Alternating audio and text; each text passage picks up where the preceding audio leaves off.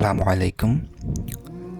আমরা আমাদের জীবন জুড়ে অনেক জিনিসই চাই, কখনো সেগুলো পাই, কখনো পাই না। যখন আমরা খুব করে একটা জিনিস চেয়েও আমাদের জীবনে সেটা নিজের করে পাই না, তখন আমরা অনেকেই হতাশায় ভুগি। অনেকেই বিভিন্ন অসামাজিক কার্যক্রম যেমন মদ, সিগারেট, আত্মহত্যা এইরকম সামাজিকভাবে অগ্রহণযোগ্য কাজে আমরা জড়িত হয়ে যাই। আমরা অনেকেই সামনে এগোতে পারি না, মুভ অন করতে পারি না।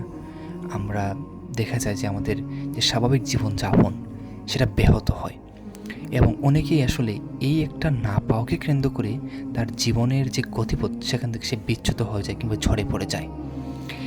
এই যে আমাদের একটা ছোট্ট না পাওয়াকে কেন্দ্র করে, আমি ছোট্ট কথাটা কেন বললাম, কারণ জীবনটা কিন্তু একটা না পাওয়াকে কেন্দ্র করে গড়ে ওঠে না। জীবন অনেক বড় একটা ফ্রেম, তাই না? তো এই জীবনের এত বড় একটা ফ্রেমের সাপেক্ষে আপনার এটা না পাওয়া এটা ছোট বিষয়ই কিন্তু।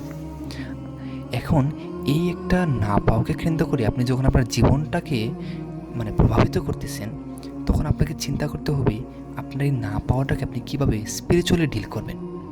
কারণ আপনি যদি আপনার এই না পাওয়াকে স্পিরিচুয়ালি ডিল করতে না পারেন, তাহলে আপনি আসলে আপনার স্বাভাবিক জীবনযাপনে কখনোই ব্যাক করতে পারবেন না। কেন? কারণ আপনি যেটা পান নাই সেটা তো আসলে পাবেনই না কখনো। আপনি এই মুহূর্তে যেটা পান নাই সেটা তো এখন আর পাবেনই না। আমি কখনো পাবেন না কথাটা আসলে ভুল, এখন তো পাবেন না। আপনি এটা নিয়ে যতই হতাশায় ভোগেন, আপনি তো এই মুহূর্তে এটা পাচ্ছেন না। হয়তো জীবনে অন্য কোনো সুযোগ আসতে পারে, বাট এই যাত্রায় তো আপনি পাচ্ছেন না। এই যে আপনার চান্সটা গেল, আপনি তখন পাচ্ছেন না। সুতরাং এই না পাওয়াটাকে আপনি আসলে যদি পুঁজি করে আপনার জীবনটাকে থামিয়ে রাখেন, তাহলে এটা আসলে খুব কাজের কাজ হবে না আসলে। এবং আপনাকে এটা স্পিরিচুয়ালি ডিল করা ছাড়া আপনার আসলে দ্বিতীয় কোনো পথ নাই। এটাকে আপনি কীভাবে আধ্যাত্মিকভাবে দেখবেন কিংবা স্পিরিচুয়ালি এটাকে আপনি ভিউ করবেন, সেটাই হচ্ছে আমাদের আজকের এই মনোলগের টপিকটা।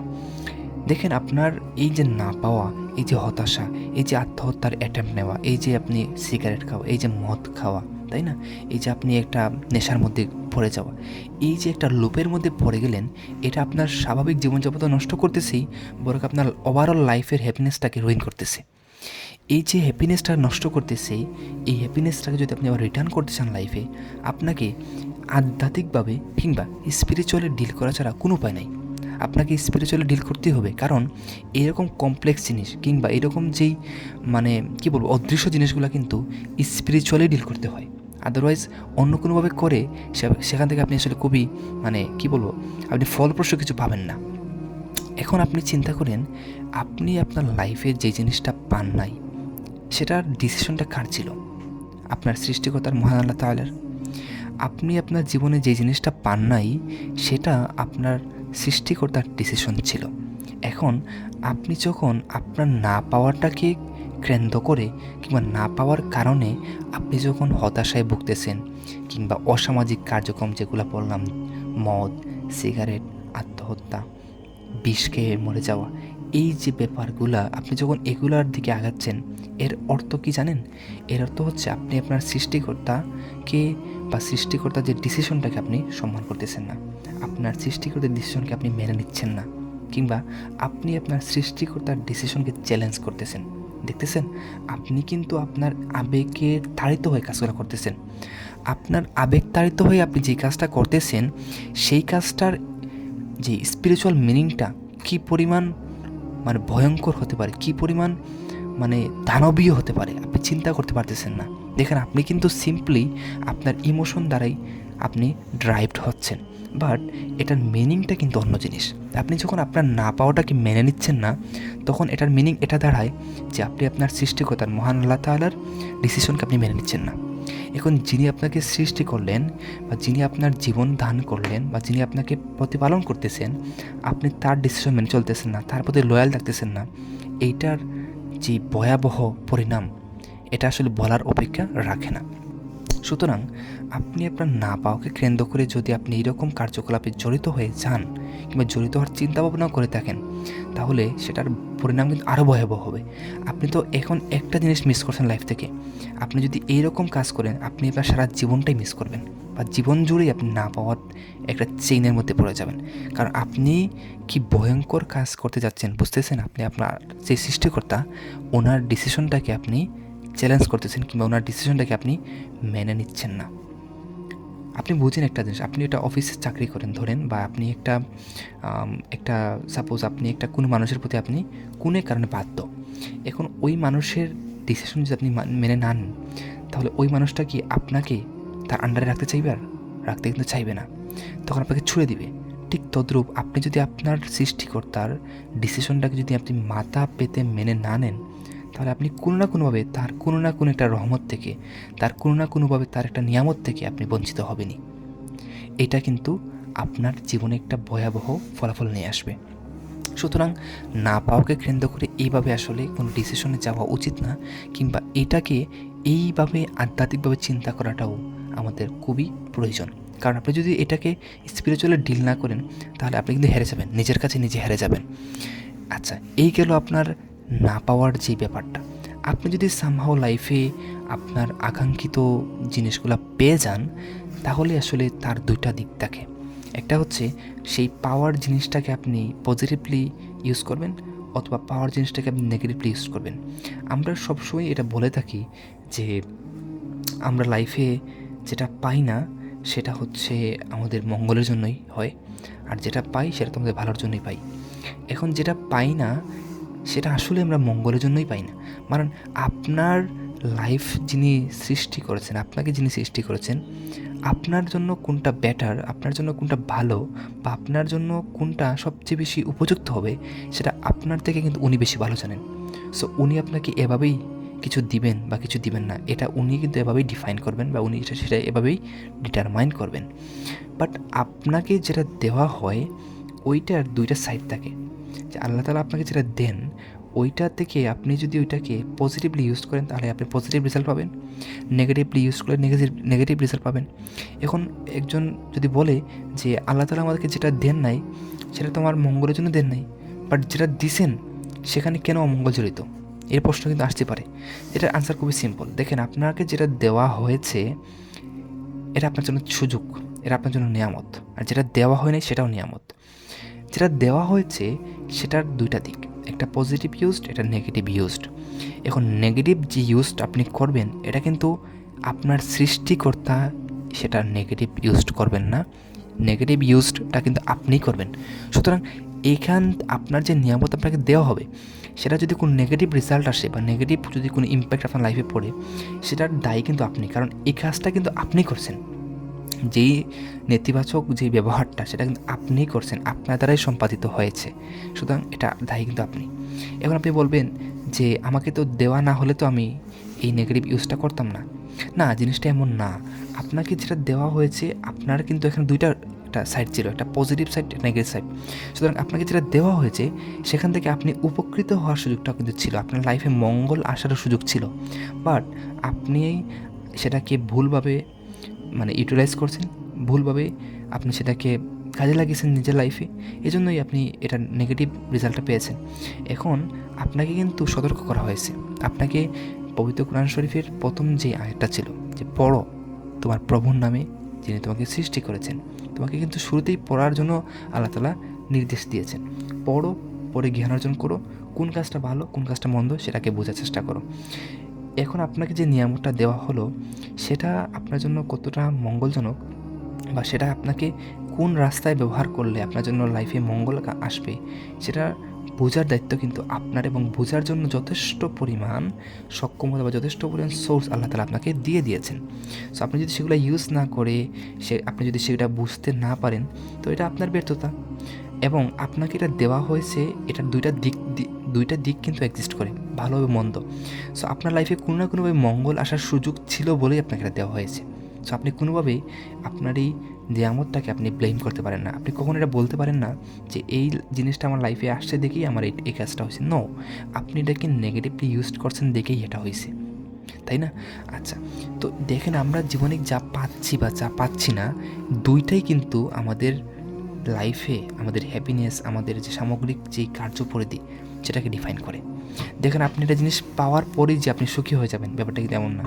সেটা পাওয়ার পরে আপনি সেটাকে কীভাবে দেখতেছেন, সেটাকে কীভাবে আপনি জীবনে ব্যবহার করতেছেন, তার উপর অনেক কিছু ডিপেন্ড করে। যেটা আমরা বলতেছিলাম যে আমরা যখন জীবনে খুব কিছু মানে কোনো একটা কিছু আমরা যখন খুব করে চাই তখন হয়তো বা পাই, হয়তো বা পাই না। আমরা মনে করি আমরা সেটা না পাওয়ার কারণে আমরা জীবনে অনেক কিছু হারিয়ে ফেললাম, অনেক বড় একটা ব্যর্থ মানুষ হয়ে গেলাম। নো ভাই, এরকম না। আপনি সেটা পান নাই, আপনার চ্যাপ্টার সেখানে ক্লোজ। বাট যে সেটা পেয়ে গেছে তার চ্যাপ্টার কিন্তু সেখানে ক্লোজ না, তাকে আরও দীর্ঘ স্ট্রাগলের মধ্যে যেতে হবে। সে যেটা পাইছে সেখান থেকে তাকে পজিটিভ জিনিসটা বের করে আনতে গেলে তাকে আরও সংগ্রাম করতে হবে। এটা একটা কথা আছে না এরকম, যে স্বাধীনতা অর্জনের থেকে স্বাধীনতা রক্ষা করা কঠিন। জিনিসটা অনেকটা এইরকমই। আপনি সেটা পান নাই দেখে আপনার দায়িত্ববোধ কমে গেছে, বাট আপনি যদি সেটা পেয়ে যেতেন কোনো না কোনোভাবে, তখন সেটাকে ধরে রাখা, সেটাকে পজিটিভলি নিজের লাইফে ডিরেক্ট করা, এটা কিন্তু অনেকটাই আপনার জন্য দায়িত্বের একটা বোঝা হয়ে দাঁড়াতো। বুঝতে পারছেন? সো কোনো কিছু পাওয়া মানেই যে আমি খুব জয়ী হয়ে গেলাম, বা কোনো কিছু পাওয়া মানে যে আমি জীবনে খুব বড় কিছু অ্যাচিভ করে ফেললাম, নো, এটা এমন না। আপনি পাইছেন, ইটস ওকে। এটাকে আপনি কীভাবে ব্যবহার করতেছেন সেটা আপনার উপর ডিপেন্ড করে, এবং সেখান থেকে আপনি আপনার লাইফটাকে ডিফাইন করবেন। এবং তখনই আপনি যখন আপনার প্রাপ্য জিনিসটাকে যখন আপনি সঠিক পথে ব্যবহার করে আপনি যখন একটা পজিটিভ আউটকাম পাবেন, তখনই আপনি আসলে বুঝতে পারবেন যে আপনার লাইফ জিনিসটা আপনার জন্য একটা প্রকৃত নিয়ামত ছিল। একটা নিয়ামত শেষ পর্যন্ত নিয়ামত নাকি অভিশাপ হবে সেটা ডিপেন্ড করে আপনার উপর। আমি এই কথাগুলো কেন আনলাম?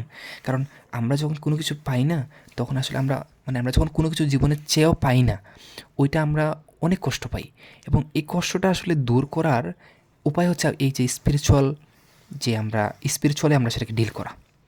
স্পিরিচুয়ালি ডিল না করলে আমরা সেটাকে আসলে লাইফে ওইভাবে এটার যে হিডেন যে মিনিংটা সেটা বুঝতে পারবো না। দেখেন, আমি একটু আগে যেটা বললাম যে সব নিয়ামতই জীবনের নিয়ামত না, কিছু নিয়ামত অভিশাপের মতোই।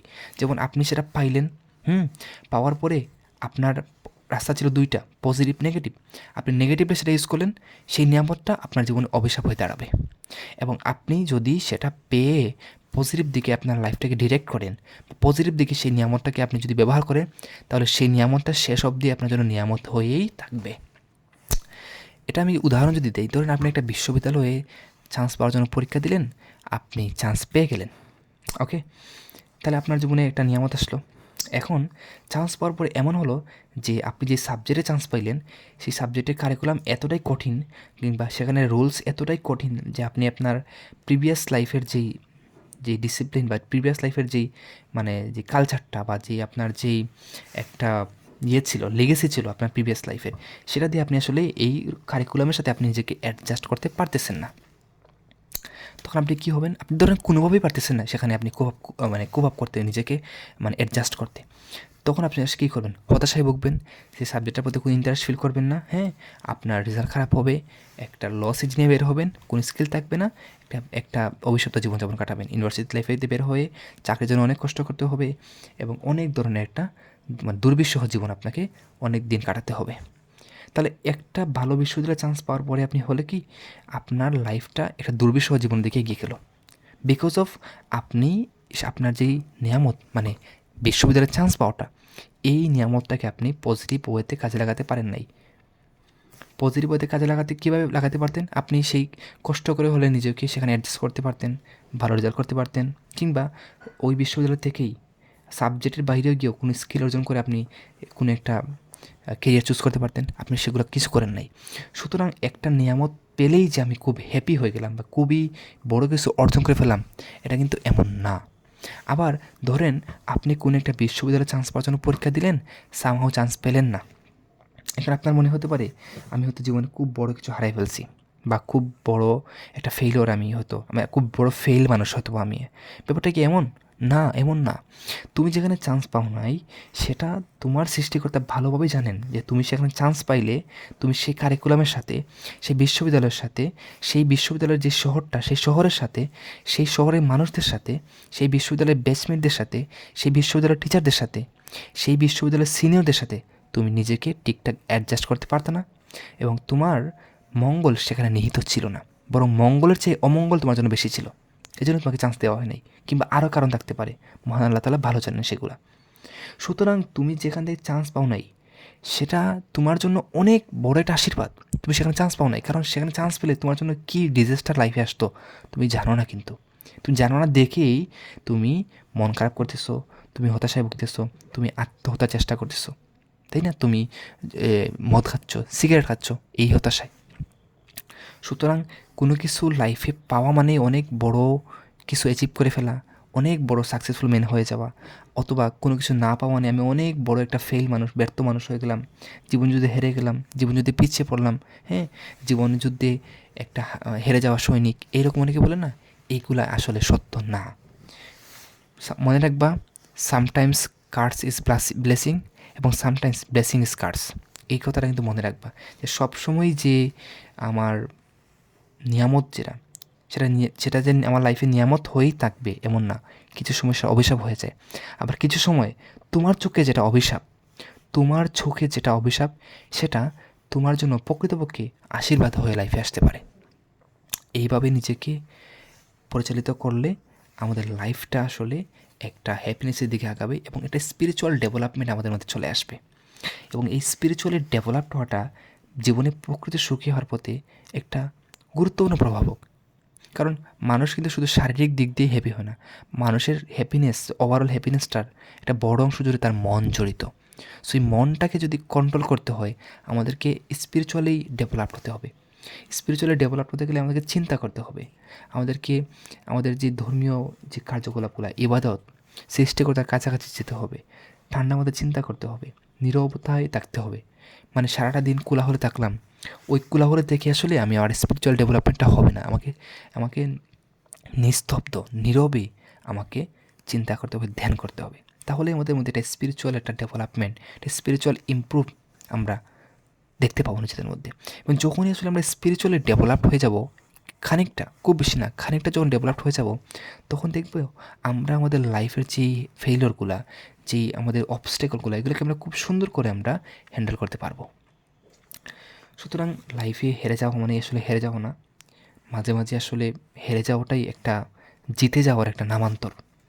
তো একটা ইংরেজি কবিতার একটা লাইন দিয়ে শেষ করবো আজকের এই মনোলগটা। লাইনটা হচ্ছে এরকম, যে be the best of whatever you are. ধন্যবাদ সবাইকে। আসসালামু আলাইকুম।